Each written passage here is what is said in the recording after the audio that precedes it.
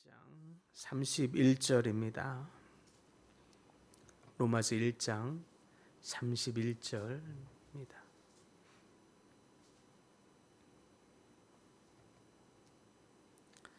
한 목소리를 함께 봉독합니다. 우매한 자요, 배악하는 자요, 무정한 자요, 무자비한 자라. 아멘. 오늘 본문을 통해 우리는 바울의 냉정한 진단 앞에 서게 됩니다. 우매한 자요, 배악하는 자요, 무정한 자요, 무자비한 자라. 이 말은 세상을 향한 손가락질이라고 하기 전에 하나님의 마음을 잃어버린 사람들의 심령을 조명하는 말씀입니다. 여기에서 말하는 우매한 것이라고 말하는 것은 단순히 머리가 나쁘다라고 하는 것이나 내지는 못 배워서 무지하다라고 하는 뜻이 아닙니다. 바울은 앞에서 1장 21절에 말하기를 그들이 하나님을 알되 하나님을 영화롭게 아니하며 감사하지도 아니하고 그들의 생각이 허망하여지고 라고 표현하고 있습니다. 즉 하나님을 경외하는 마음이 사라진 자리에서 분별이 흐려지고 하나님의 마음이 상실한 삶이 비틀거리고 있는 모습을 말하고 있는 것입니다. 그래서 우매함은 지식의 문제가 아니라 하나님을 경외하는 것의 문제요, 하나님의 마음을 잃어버린 것의 문제입니다. 이는 마치 전등과 같은 것인데요.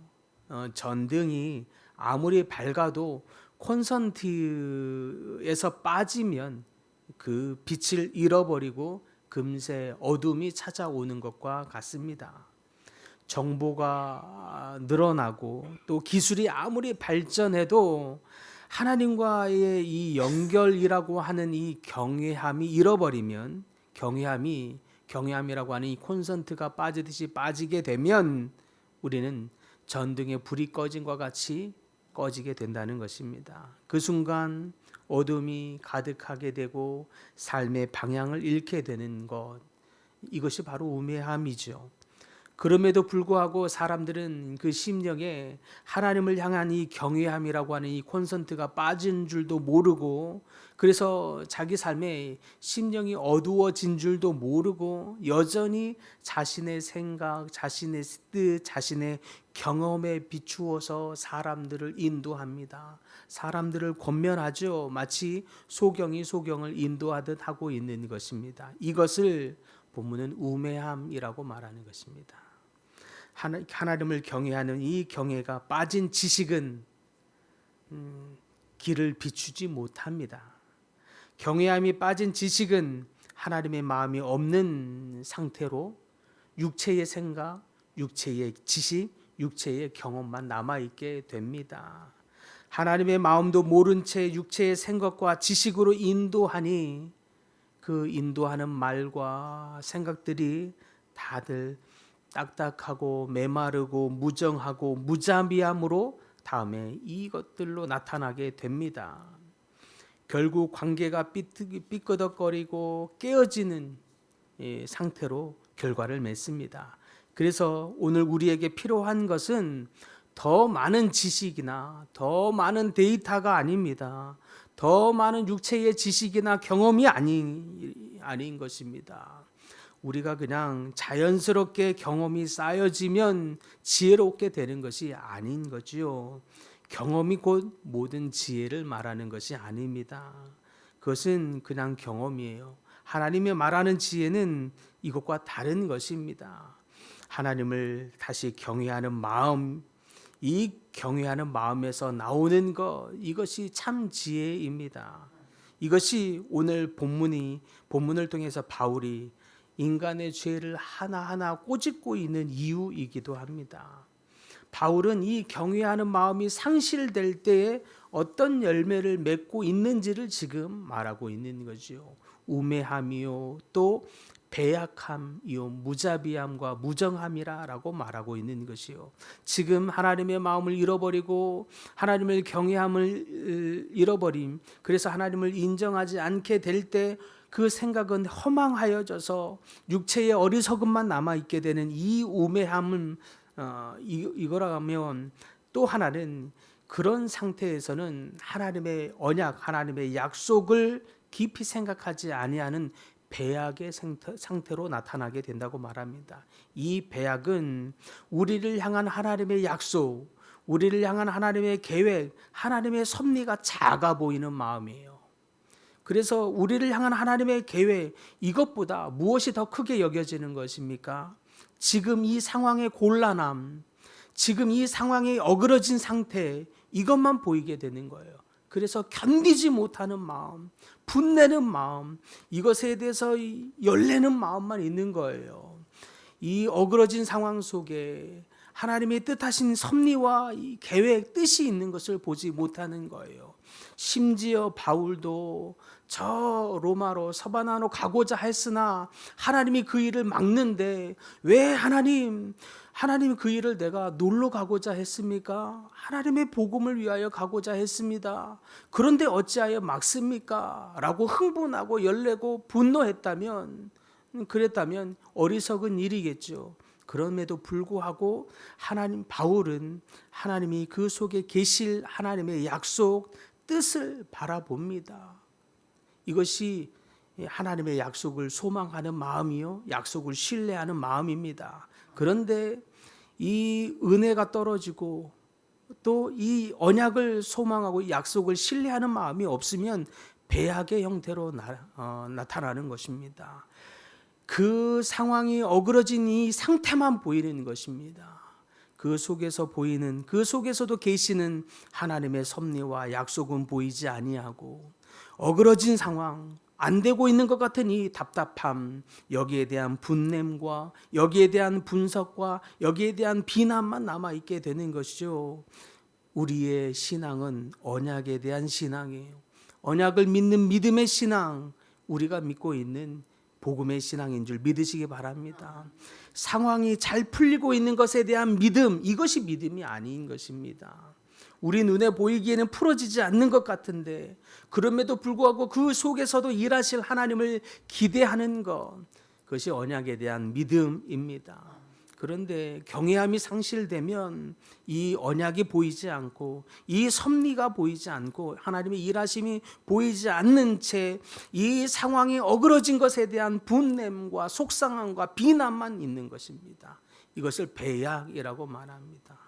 다음은요, 무정함입니다. 무정은요, 마음이 딱딱해진 것 말하지요. 냉랭함입니다.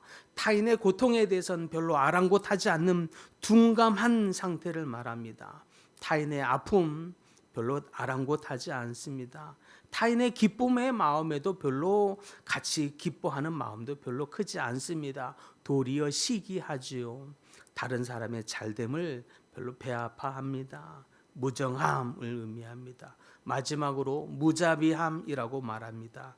무자비함은 이 앞에 보이는 이 무정함과 연결되어 있어서 나타나는데, 판단은 날카로워 보입니다. 통찰력이 있어 보입니다. 그런데 긍휼이 말라있는 상태이죠.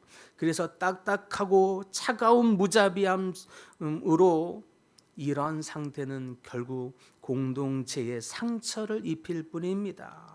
아무리 냉철하고 아무리 통찰이 있는 명확한 진단 같아 보여도 그 속에 긍휼이 없고 그 속에 사랑이 없으면 아무 소용이 없다고 고린도전서에도 말하고 있는 이유이기도 합니다.